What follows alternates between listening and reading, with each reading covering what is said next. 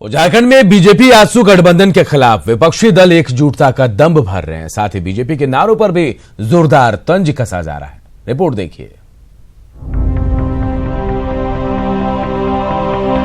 झारखंड महागठबंधन के नेताओं को पूरी उम्मीद है कि अकेले ना सही लेकिन पांच पार्टियां मिलकर झारखंड में मोदी की लहर उठने नहीं देंगी। अब बीजेपी बना महागठबंधन की इस चुनावी जंग में क्या महागठबंधन दलों के वोटर भी एक साथ एक बैनर के नीचे आकर खड़े होंगे या फिर वोटों के बिखराव को रोकने की महागठबंधन की रणनीति मोदी लहर के आगे नाकाम हो जाएगी? फिलहाल कुछ भी कहा नहीं जा सकता, लेकिन कांग्रेस और बीजेपी दोनों पार्टियां यही जाहिर कर रही है कि दोनों दलों के हौसले बुलंदी पर हैं। और गठबंधन के पीछे मकसद यही है कि वोटों का बिखराव ना हो और जो जन विरोधी वो नीतियां ला रही है भारतीय जनता पार्टी, उनको किसी प्रकार शिकस्त देना है। और एक बात मैं जरूर कहना चाहूंगा, एक लाइन अभी मैं बता रहा हूं, मोदी है तो मुमकिन है।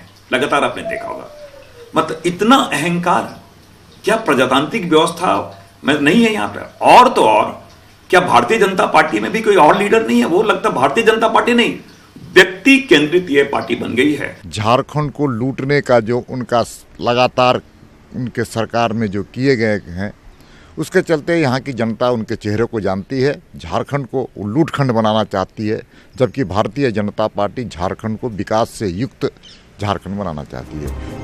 बहरहाल पिछली बार बीजेपी ने बिना किसी गठबंधन के सूबे की 14 सीटों में से 12 पर कब्जा किया था। इस बार तो बीजेपी को आजसू के रूप में एक सहयोगी भी मिला है, लेकिन इस बार बीजेपी के सामने विपक्षी एकता की मजबूत दीवार है, जिसे भेदना बीजेपी के लिए पहली और बड़ी चुनौती है।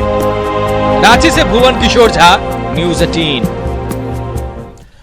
और इधर गोड्डा सीट को लेकर महागठबंधन में विवाद बढ़ गया है। कांग्रेस और जेवीएम ने सीट पर दावेदारी कर महागठबंधन की राह मुश्किल कर दी है। रिपोर्ट देखिए।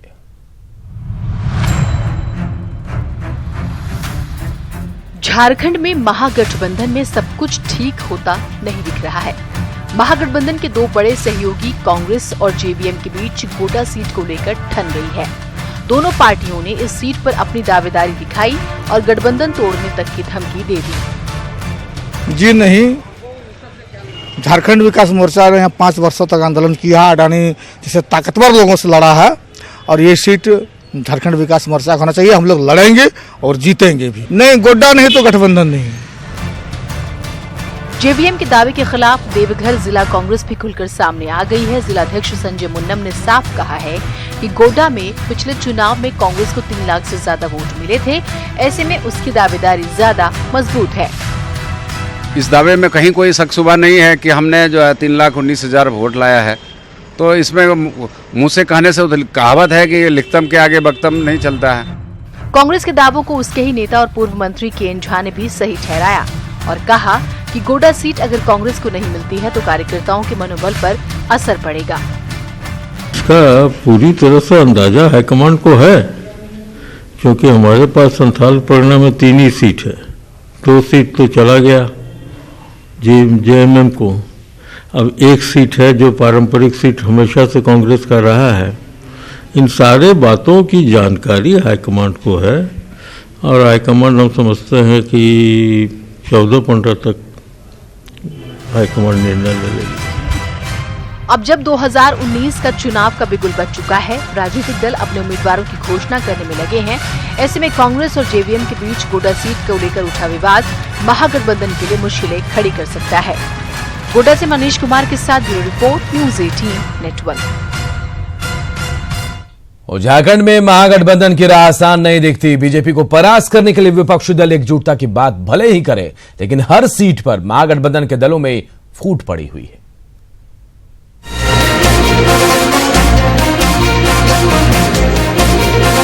बीजेपी ने आजसू के साथ गठबंधन कर पहले बढ़त ले ली है, जबकि महागठबंधन के दलों में सिर्फ फुटबॉल के हालात हैं।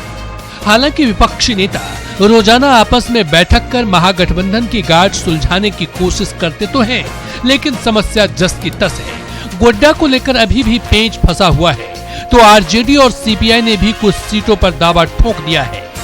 इनकी नहीं सुनी गई तो ये दल खेल बिगाड़ भी सकते हैं। नहीं, हमारे तो 3 सीट की दावेदारी है, लेकिन दो सीट हमारी सारे लोग जानते हैं। माननीय हेमंत जी जानते हैं, माननीय बाबूलाल मरांडी जी जानते हैं, कांग्रेस के लोग जानते हैं कि चतरा और पलामू में राजद का सबसे बड़ा जनाधार है। जैसे हजारीबाग लड़ेंगे हम लोग, माले लड़ेगा कुररमा, आपका धनबाद लड़ेगा मासस, सीपीएम लड़ेगा राजमहल, इस तरह से।